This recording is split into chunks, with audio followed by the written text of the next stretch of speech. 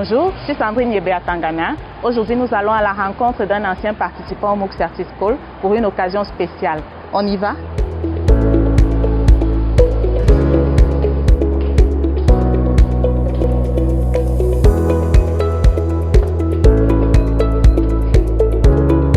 Bonjour Hervé. Ravi de vous rencontrer après toute cette expérience virtuelle. Comment vous allez? Ça va très bien, ce plaisir est partagé. D'accord. Alors, si nous nous retrouvons ici aujourd'hui, c'est pour une raison précise. Comme annoncé, vous avez participé à la session 2020 du MOOC Certis School et vous vous êtes particulièrement démarqué, ce qui fait que vous êtes devenu une figure vraiment de cette session parce que nous avons remarqué votre engagement, votre assiduité, mais surtout vous étiez prompt non seulement à réaliser vos activités, mais à répondre aux sollicitations des participants, des autres participants, et donc d'assurer un certain accompagnement auprès de ceux-ci.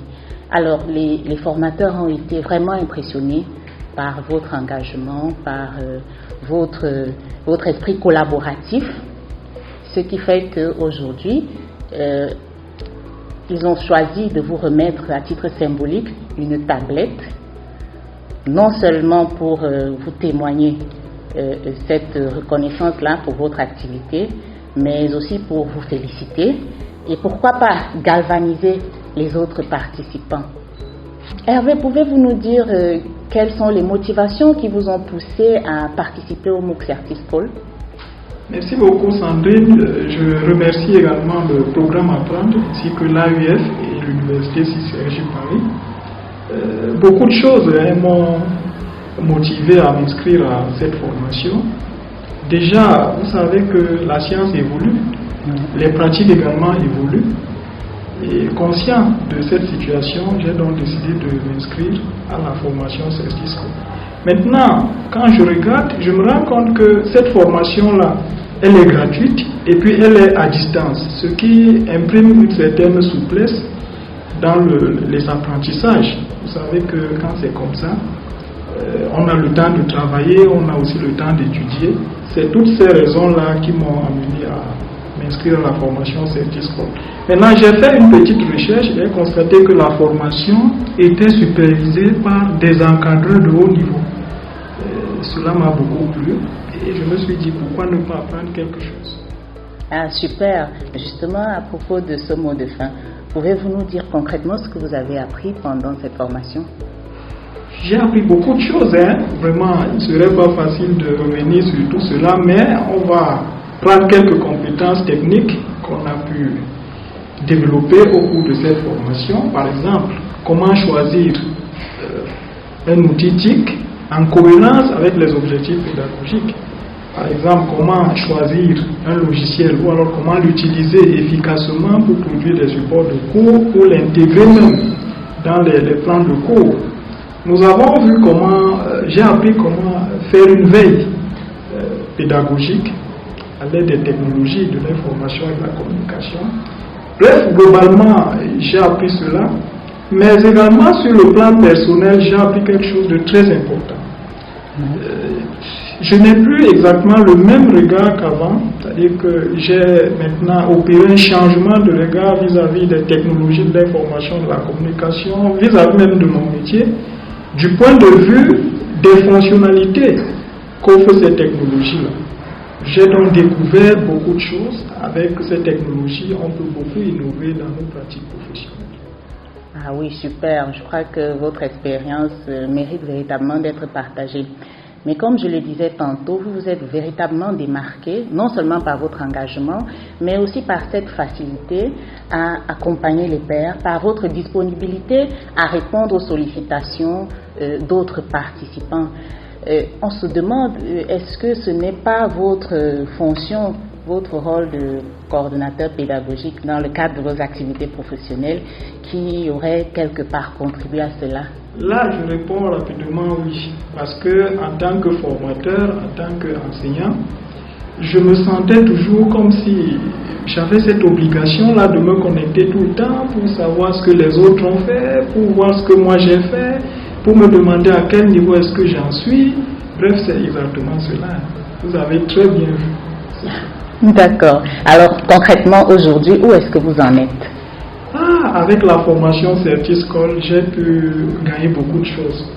La première chose que j'ai pu gagner avec cette formation, c'est que j'ai développé des compétences qui me permettent aujourd'hui de conduire des formations également. Parce que cette année, par exemple, j'ai eu le privilège d'organiser et d'animer même une formation de mes collègues dans le cadre d'un programme d'éducation populaire mis en œuvre par le ministère de la Jeunesse et de l'Éducation civique. Donc j'ai formé des collègues sur le terrain parce qu'ils ont besoin d'avoir des compétences en technologie pour pouvoir conduire leurs activités d'éducation. Et également, j'ai pu m'inscrire, merci beaucoup, j'aime beaucoup cette formation, j'ai pu m'inscrire à la formation Accrédite, qui aujourd'hui se passe très bien. Et là-bas également, je développe beaucoup d'autres compétences qui vont m'aider dans l'avenir, dans mon métier. Nous nous réjouissons pour vous, hein. C'est une belle et riche expérience. Je vais juste rappeler que la formation accréditée à laquelle vous êtes inscrite, elle est dispensée par l'université de Cergy Paris. Et Cergy Paris fait partie de l'équipe qui assure l'accompagnement de ce MOOC Certiscol. Donc vraiment un grand bravo à vous. Mais pour terminer, quels conseils donneriez-vous aux certiciens qui sont en cours de formation pour les aider à être autant motivés et surtout à conduire leur formation à terme, sachant que les formations de type MOOC, très peu de participants y parviennent à la fin? Je commence déjà par les féliciter d'avoir accepté de suivre cette formation. Nous savons que ce n'est pas facile, beaucoup de travail. Ce que je peux leur dire comme conseil, c'est de ne pas abandonner, quelle que soit la difficulté qu'ils rencontrent, de renforcer leur collaboration dans le cadre de leur groupe. Pourquoi ne pas transformer ces groupes WhatsApp, Facebook en communautés de pratique qui pourront être développées plus tard, même après le MOOC. Maintenant, ce que je leur dis aussi, c'est d'intégrer rapidement dans leur pratique professionnelle ce qu'ils apprennent, parce que ça va leur permettre de pérenniser les acquis et de les consolider. Voilà quelques conseils que je peux leur donner. Merci. Je vous dis merci de la part des participants qui suivent la formation actuellement. Je suis sûre qu'ils devront beaucoup apprendre de vous. Merci encore.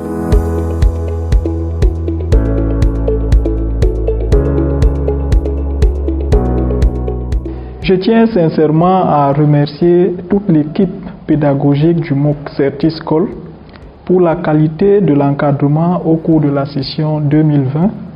Je tiens à remercier par-dessus tout le programme Apprendre et toute son équipe, ainsi que l'AEF pour cette initiative qui permet à nos communautés d'avoir des compétences ou alors de la ressource humaine qui pourra être utile pour le développement de nos projets.